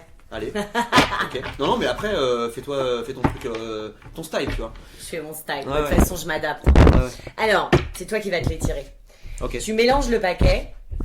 Alors, est-ce que tu as une question aujourd'hui, ou est-ce que tu as un domaine tu veux qu'on aille voir, ou vraiment on va demander un message et il y a un message qui va tomber. C'est soit tu poses une question, ou on peut même faire les deux.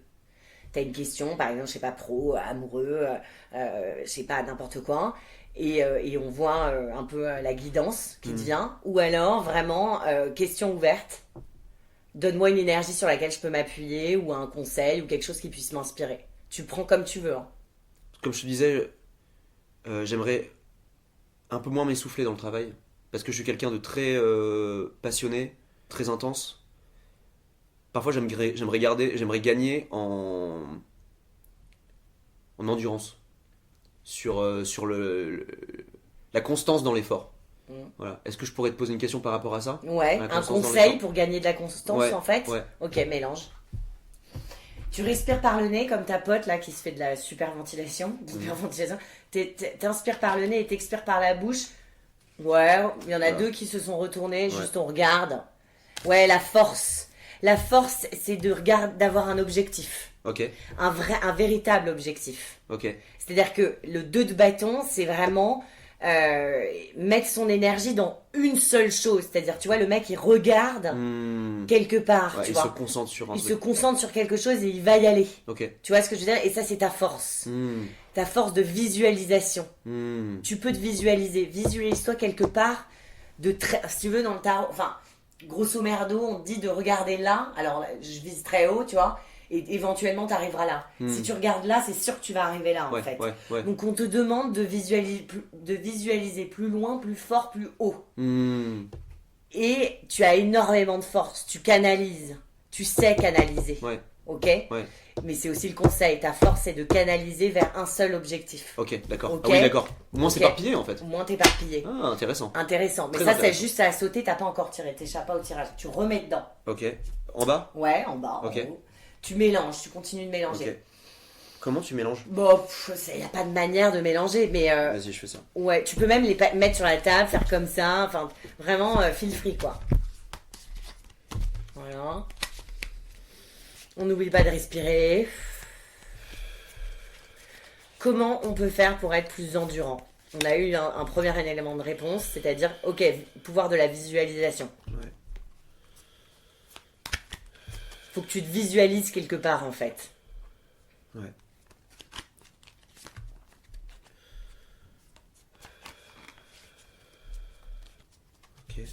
Ok. Tu coupes en deux tu poses le paquet sur la table et tu le coupes en deux avec ta main gauche. Ça, c'est ta main droite. Ah merde. Je suis gaucher, je confonds à chaque fois. Merde. Je vais quand même regarder ce que tu avais coupé au début. Toi, tu as coupé sur l'ermite et l'impératrice. Ok, dans le tarot, tu as 78 cartes. Ouais.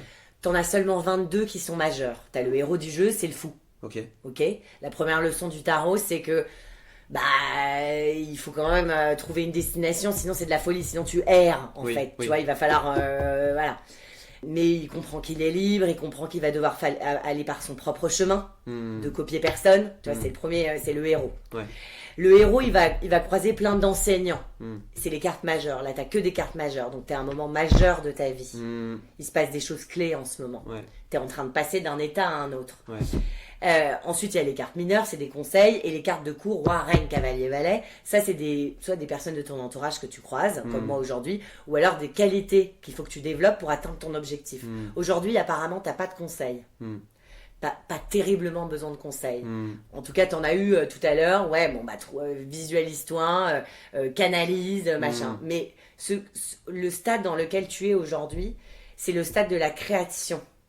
C'est prendre de la hauteur, de la sagesse. L'ermite, c'est celui qui prend du recul. T'es à ce moment-là, t'as du recul. Tu sais prendre de la hauteur et rassembler et en faire quelque chose. Tu vois, par exemple, quand tu vis une histoire d'amour horrible, c'est pas là où vraiment tu vas être bon. C'est une fois qu'elle est un peu digérée, bon, là, tu peux la raconter. Moulin Rouge. Enfin, tu vois, genre, il faut prendre du recul pour pouvoir que ça soit, pour avoir une histoire, en fait, à raconter. On dirait que dans les moments où tu es seul, tu arrives en tout cas à avoir cette hauteur et à éclairer des zones d'ombre de ta vie. Il y a plein d'interprétations. L'ermite a une énergie, elle est extrêmement riche. Le pôle sud, enfin le dark side de cette énergie, c'est attention, ne te mets pas trop en dehors de la société. Serre-toi plutôt de ton côté. Oui, je suis très à part, il y a quelque chose d'ermite en moi que justement je vais utiliser pour éclairer les gens et m'éclairer moi-même. Parce qu'en fait, l'ermite, elle est éclairée par donc la main droite, elle a coupé sur l'ermite, et la main gauche, donc la main du cœur, c'est la créativité. Elle est enceinte, l'impératrice. J'ai sorti aujourd'hui un épisode sur l'impératrice. Aujourd'hui, on est le 11 novembre. Et aujourd'hui, j'ai sorti un épisode qui s'appelle l'impératrice. Et parce que je fais ça tous les deux, ça s'appelle le 4 de bâton studio. Ok. On pratique ensemble, genre, ok, à toi, en quoi tu crois. Vas-y, ça m'intéresse. Et il y a, vas-y, qu'est-ce qu'elle, l'impératrice, à nous raconter dans toutes ses significations, dans tous ses symboles. Enfin, tu vois, je décortique la carte, machin. L'impératrice, ça te dit que tu as besoin d'être connecté à la nature. Tu as besoin de faire la balade et de pas rentrer faire le dessin. Tu as besoin de faire la balade avec ton copain pour pouvoir faire le dessin. Tu as besoin d'être un peu à part, plus proche de la nature. Tu as fait les bons choix là, mais tu as besoin de cultiver ta nature première, c'est-à-dire le côté un peu, tout ce que tu me racontes, on voit un peu ton univers, donc, tout ce truc-là, tu as besoin de respecter ta nature première, tu as besoin de créer, parce que l'impératrice, c'est la créativité, c'est la carte numéro 3, c'est le symbole de la créativité. Elle est enceinte. Première lecture... enceinte, c'est-à-dire je vais accoucher d'un truc, tu vois, mais je vais accoucher de quelque chose. Tu t'apprêtes parce que tu as du recul et suffisamment de sagesse et que tu arrives à utiliser ton temps seul pour créer, il y a quelque chose qui va venir. Ça, c'est les 2 cartes de coupe, c'est-à-dire que c'est les montagnes sur lesquelles il faut que je monte pour te faire ta lecture. Donc tu es dans un système créatif et tu as pris du recul suffisamment sur les choses. Donc toi, ta question, c'était comment je peux être plus constant. Comment je peux être plus constant ? L'ermite, il est très sage, il est extrêmement constant. C'est un peu l'énergie du père Fouras dans Fort Boyard. C'est vraiment, il guide les gens. Donc comment tu peux être plus constant? J'en sais rien, mais t'es guidé. Ouais. T'es guidé vers un truc très créatif. De toute façon, t'inquiète pas, il y a un truc très linéaire. Ok. On va aller quand même demander un petit conseil. Vas-y, tu m'en tires une. Ouais. Fais-toi confiance. Retourne là. Ouais. Le 5 de denier. Le 5 de denier, c'est qu'en fait, c'est le côté troubadour. C'est le côté, plus tu es en insécurité dans la matière, plus tu crées. Donc en fait, c'est marrant parce que comment trouver de la constance? Qu'est-ce que tu sous-entends dans cette question? Comment... Un cadre? Non, c'est pas vraiment ça, en fait. C'est plus... comment faire en sorte que tous les jours je sois capable de faire quelque chose. Enfin, parce que des fois je suis fatigué parce que je donne beaucoup et j'aimerais... J'ai essayé plein de trucs. J'ai essayé de faire moins pour avoir plus souvent de l'énergie, comme si l'énergie c'était une jauge. Et ça marche pas vraiment. Et je vois autour de moi des gens qui sont capables de faire tous les jours. Et moi, des fois, je m'épuise quoi avec le temps. Donc j'aimerais bien savoir s'il y avait un moyen pour moi de pouvoir être opérationnel entre guillemets plus souvent quoi. La réponse que te donne le tarot, c'est 5 de denier. Le 5 de denier, c'est le symbole de la précarité financière, matérielle. Donc là, si on le transpose, c'est qu'en fait, oui, tu n'as pas les capacités d'être un Power Rangers every day. Le conseil, c'est qu'en fait, c'est ta force. En fait, oui, le fait que tu sois en incapacité parfois te permet en fait de te ressourcer différemment. Donc oui, t'es crevé et oui, tu peux pas être constant visiblement. Mais il faut que tu aies du recul là-dessus parce qu'on a eu l'impératrice et quand même le fait d'avoir du recul et du recul sur ça, sur le fait que bah ouais, toi c'est pas tous les jours, mais c'est des coups tout d'un coup genre ok, le mec est là, le mec il fait ça. Concentre-toi sur le fait que tu peux te faire aider par des gens qui, eux, ont tous les jours. Tu vois, ce truc-là, parce que c'est ça le 5 de denier. C'est accepter qu'on n'a pas toutes les richesses en nous et qu'on peut demander de l'aide aux gens. Ok. On va aller retirer une autre carte là-dessus parce que c'est trop une carte mineure et ça répond pas tout à fait. Ça répond quand même sur le fait que bah ouais, on n'est pas, on a tous des défauts, on a tous des, tu vois, des points faibles. Vas-y, retourne là. Ouais, c'est génial. L'empereur. Le conseil, c'est... Donc l'empereur, c'est une carte majeure qui parle de stabilité dans la matière. C'est le taureau, c'est l'ascendant taureau qui est en toi. C'est que de toute façon, tu as un confort, quel qu'il soit. Tu as des choses confortables, tu as de l'humour, tu as une sensibilité, tu as des choses qui de toute façon te stabilisent. C'est quoi? C'est ton côté entrepreneuriat. T'es entrepreneur, tu entreprends des choses.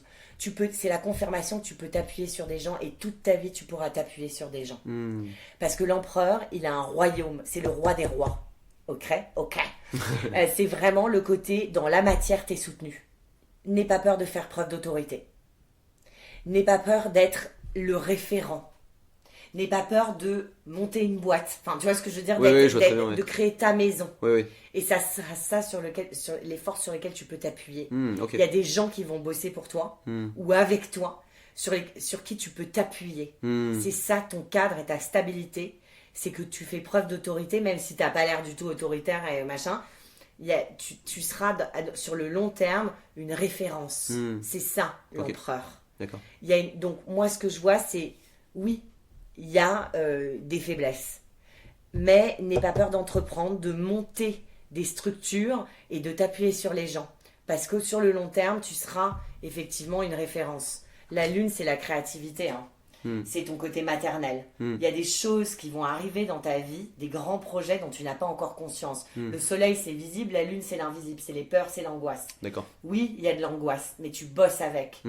Ça, c'est la peur de manquer. Parce que le 5 de denier, ça montre un SDF qui manque. Oui, tu manques de certaines choses. Moi aussi. Mais ça nourrit ta créativité, de toute façon. Et il y a des choses qui vont être mises en lumière. Enfin, tu vois, ça, c'est les choses en germe. Et ce qui est en germe, c'est que tu es un gros big boss. et que tu as énormément de stabilité dans la matière et tu es soutenu dans la matière. On a vu tout à l'heure en off, je t'ai un peu fait ton thème rapidement, mais je te l'ai un peu fait, que tu avais un putain de Jupiter, que tu as quand même un ascendant qui est stable, qui est sur le long terme. Enfin voilà, tu as des bonnes positions. Ce manque, c'est ce qui te permet de créer. Donc oui, tout n'est pas visible. Enfin, c'est pas grave, tout n'est pas tous les jours. Ma productivité n'est pas visible. Mais fais confiance aux germes. Tu vois ce que je veux dire? Même si aujourd'hui, notre rencontre, enfin, tu vois, le podcast va pas sortir ce soir. Tu vois, c'est pas direct, tu vois. Le moment où il va sortir, tu vas voir qu'il y a des conversations qu'on a eues aujourd'hui.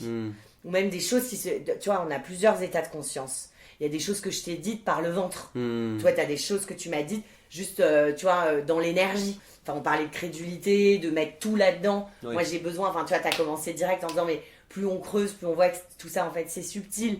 Il n'y a pas de discours là-dedans. Mais tu sais bien qu'il y a des choses invisibles qui se passent même entre toi et moi. Et même entre tes copains, ton ex, tu vois, là, quand t'as parlé, il y a des choses qui se règlent. Tu vois, t'en as parlé d'une nouvelle manière. Peut-être que, tu vois, même Cameron, ça se trouve. Non, mais tu vois ce que je veux dire? En fait, il y a des choses invisibles qui remontent à la surface. Ça s'appelle la vie. Et en fait, bah oui, il y a des choses qui se conscientisent plus ou moins. Et des choses qui se machin. Le jour où le podcast sortira, déjà tu auras avancé et tu auras posé des choses stables. L'empereur, c'est vraiment la carte de la stabilité. Donc aie conscience que même si tous les jours tu n'as pas l'impression d'être constant, en fait Clément, il est Clément tous les jours. Donc il y a une forme de constance, de consistance dans laquelle qui va être révélée. Ok. Intéressant. Moi je voudrais que tu en tires une dernière. Bien sûr. Avec la gauche ou la droite? On s'en fout. Ok, ça Il faut couper avec la gauche. Et tac. Vas-y, tourne là. Ouais, le pendu.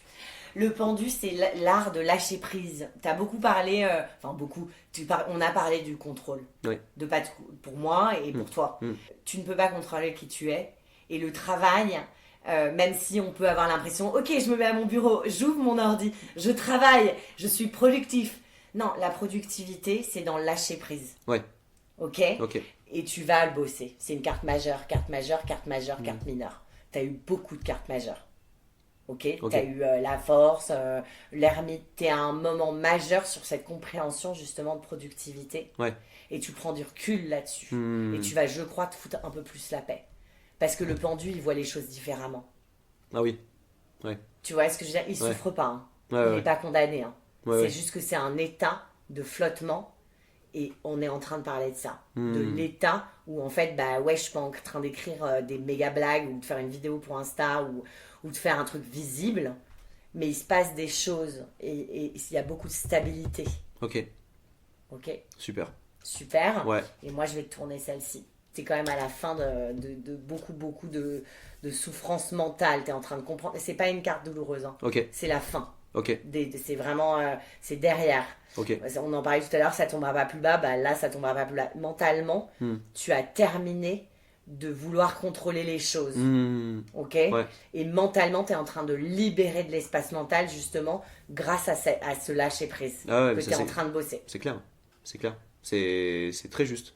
C'est très juste. Hein. Ouais, c'est très juste, Tu veux que je te fasse un oracle? Allez, ça part. Je te fais un oracle. Est-ce que je peux te prendre une club? Bah évidemment. Je t'ai dit, t'en prends autant que tu veux. Alors en fait, donc t'as des tarots et puis t'as aussi des oracles. Est-ce que t'as une question? Parle-moi d'amour. Ouais. Alors. Attends, on va repasser. Ah ça saute. La paix. En tout cas, toi, t'es en paix. T'es en paix, du coup, t'es prêt. La paix, c'est... en plus, c'est Vénus, là. Tu vois, c'est la carte de l'amour. La paix, c'est vraiment... T'es prêt, t'as fait la paix avec toi-même, et donc, du coup, t'es prêt à ouvrir ta porte, tiens, viens, tu peux m'aimer. C'est ça aussi, l'amour. Parce qu'on parle d'amour, mais l'amour, c'est... et je sais de quoi je parle, c'est aussi accepter qu'on puisse aimer une partie de toi, qu'on puisse te voir. Tu vois? Bien sûr. Parce qu'elle se laisser voir, laisser voir. C'est complicado, hein. Ouais, c'est pas forcément super évident, Surtout... surtout quand... comme moi, divertir, en tout cas... Toucher aussi, quand même. Toucher, ouais. Quand ça fait tellement partie... Mais ça, c'est un truc sur lequel je pense que ça fait partie des facteurs de changement chez moi en ce moment. C'est que je me suis longtemps convaincu que si j'étais pas capable de divertir d'une manière ou d'une autre, je valais pas forcément la peine qu'on s'attarde trop sur WAM, quoi. Enfin, soyez là quand je divertis, après tranquille, je rentre chez moi, quoi. Et en fait, ouais, c'est un truc qui s'est un peu solidifié avec le temps, qui s'est un peu cristallisé, cette pensée-là. Et je m'en défais lentement. Et ça facilite énormément mes interactions, les moments de silence, par exemple.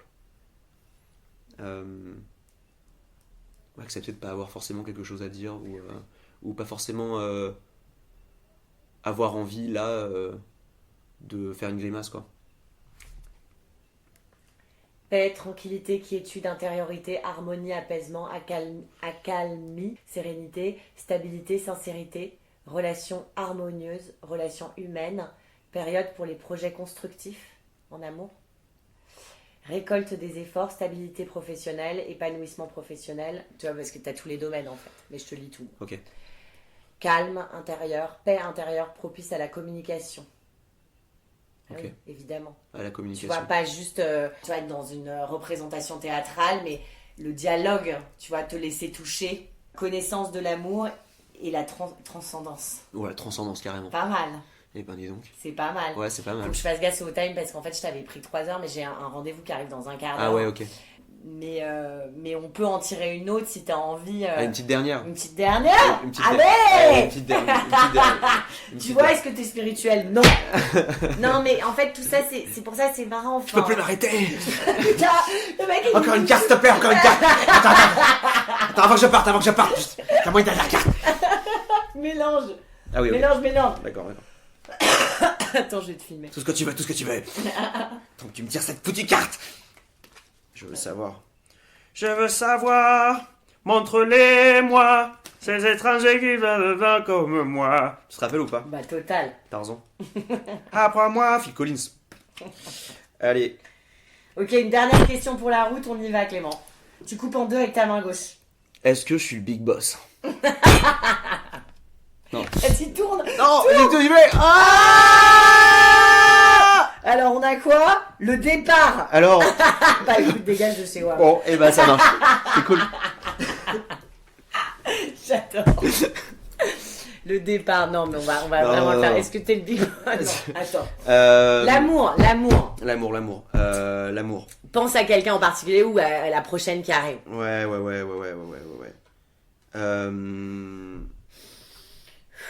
Oublie que je suis là. Moi, je suis juste, je vais te dire les cartes, mais. Est-ce que...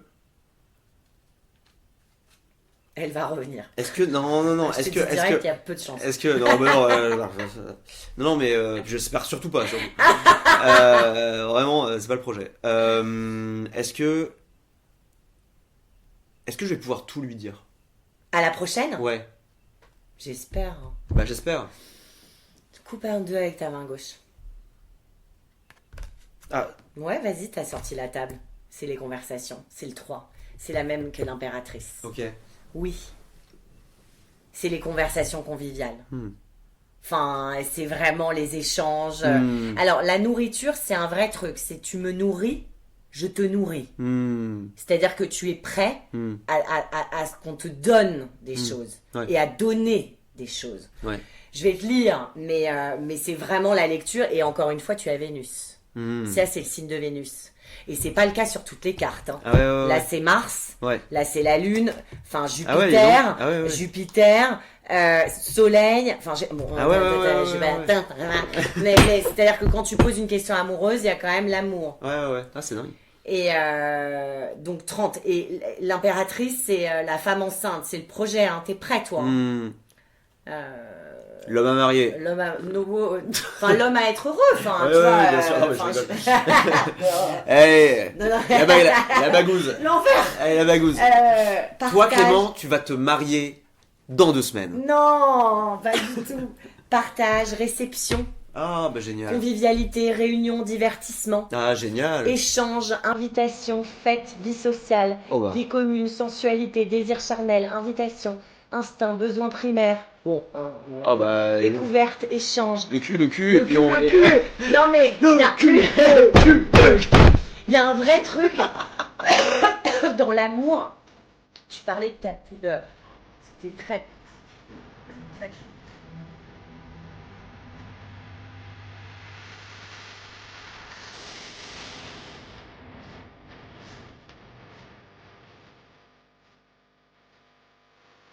Pour prendre rendez-vous avec moi, c'est très simple.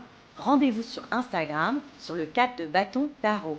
Et si cet épisode vous a plu, n'hésitez pas à mettre 5 étoiles sur votre plateforme d'écoute, à en parler autour de vous et à partager l'épisode. Je vous embrasse fort. N'oubliez pas que si on y croit, nos rêves se réalisent. Bonne chance